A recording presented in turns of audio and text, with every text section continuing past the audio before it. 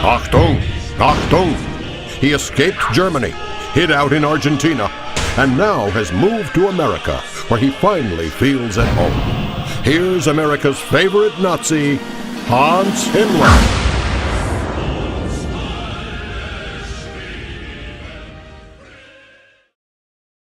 Hi, this is Gerald Celente with Hans Himmler for a Nazi's Take on the News.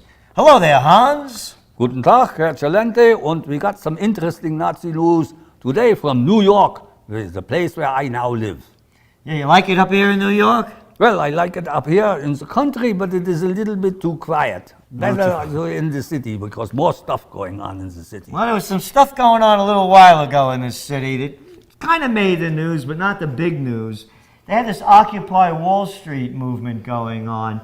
It was launched by Adbusters magazine.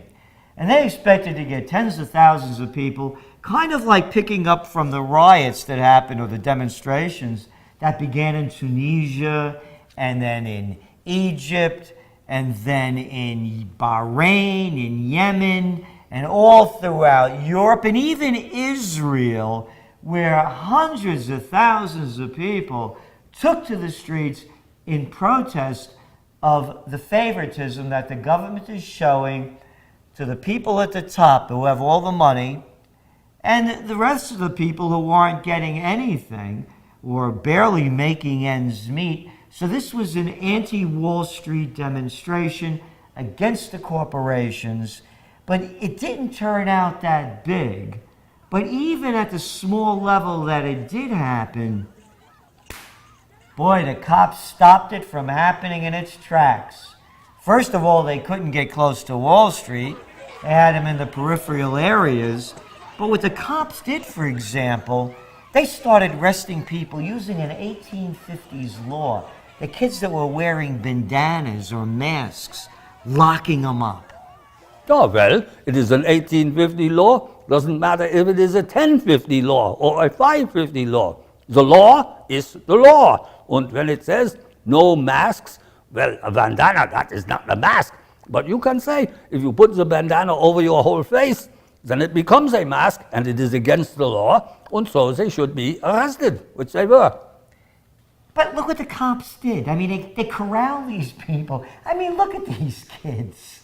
They corralled them with these orange nets, and there weren't that many of them. And then some lunatic walks in there and starts throwing pepper spray on these kids. I mean, they weren't doing anything.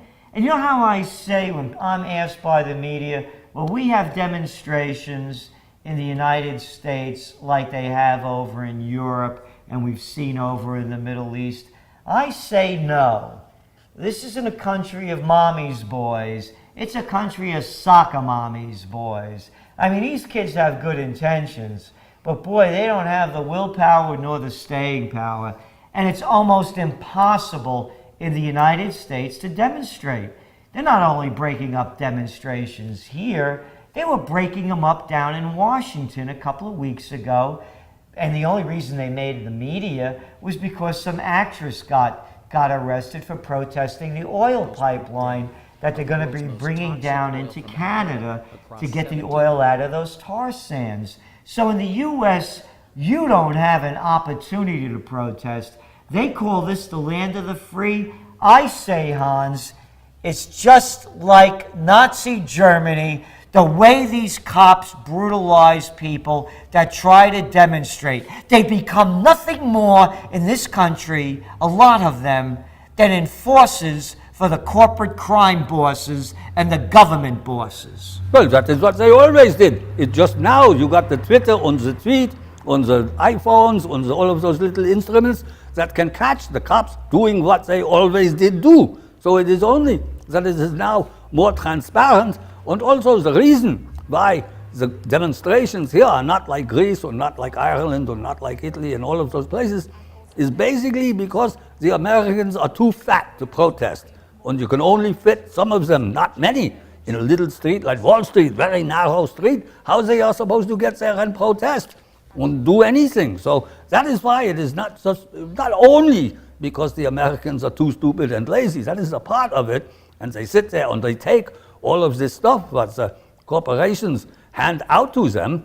This is true, but this is a good sign because pretty soon, as I have said on many occasions, that when the Nazis, when we take over all of America, we will bring freedom to America, but a different kind of freedom than what they think is freedom. They will be free to obey orders. And that is what the police are. The police are coming down on them now to make sure that they are free to obey orders, and that is what they do, obey orders. You know what New York's finest did to these people? They weren't even allowed to use bullhorns. They had their tarps. You know, they were camping out in the park, and they took the tarps down so they weren't allowed to be tied to trees. Where are these tough cops? Where are they bringing down the real Wall Street criminals? What do they have? Orders, hands off? Only crush the little people? Oh, these big tough guys. And they're not all fat people. There are some little young people over there that aren't overweight, that have the passion to do this, but they're breaking them down before it even happens. Yeah, well, of course they are doing this because Wall Street must be protected. This is very clear. I mean, it is Wall Street that ultimately pays the salaries for the cops. These kids, they don't pay taxes, so where does the money come to pay the cops? The money comes from, well, Wall Street, they don't pay any taxes either, but it comes from the people.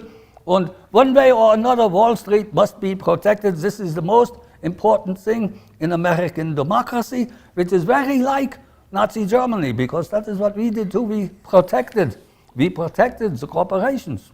You know, who made up this stuff that the banks and the corporations had to be protected? Who made this up? Let the banks fail. Let Wall Street fail. Let these people protest. Let their voices be heard. Yeah, well, I think that is not very intelligent or thought out from you, Herr Celente, because if you read the New York Times or any of the other papers, The Economist, what we read all the times on Financial Times, and you listen to the experts, the economists, all of these financial people, they say and they know that the banks must be saved first and foremost, the financial institutions. You can't let them fail because, well, if they failed, well, they would fail, they would go out of business, and we can't have that. Well, somebody else should take in their business. They don't have to, you know, it's not, you know, there are other people that could step in if the big guys fail. But listen, even these cops, the kind of things that they were doing in stopping these demonstrations, they have surveillance cameras everywhere. They were watching every movement that these kids are making. But you know, you try to film a cop, boy, do they get tight about it. Oh no, only they could film. Only they could watch these wonderful men in blue. And your big sis over there who you have a crush on. And I'm saying that in public, that you have a crush on big sis. Right. And that anything she does is okay. They could film us all day long, but we're not allowed to watch them. They could watch us, but we can't watch them, just like Nazi Germany. Well, exactly. Why do you think I come here? And besides, Big Sis, yes, I got a crush on Big Sis, but I also got a crush on Hitler. She is my favorite woman. But with Big Sis, actually, we didn't say this when we had the programs the other day, that she is instituting a change in the scanners that now no longer show your nude body, but they make it into a stick figure. And this is a big improvement for Big Sis. Yeah, she'd look okay as a stick figure. Oh, much better as a stick figure, like a model. Yeah. Anyway, you heard it right here. He likes it here because the way the cops and the way the government are treating the people reminds Hans just like it used to be at home. This is Gerald Celente with Hans Zimler for a Nazi's Take on the News. Hey, Obama! Comfort, yes, comfort my people, says your God, for she has received from the Lord's hand double for all her sin. Heil Hitler und Big Sis!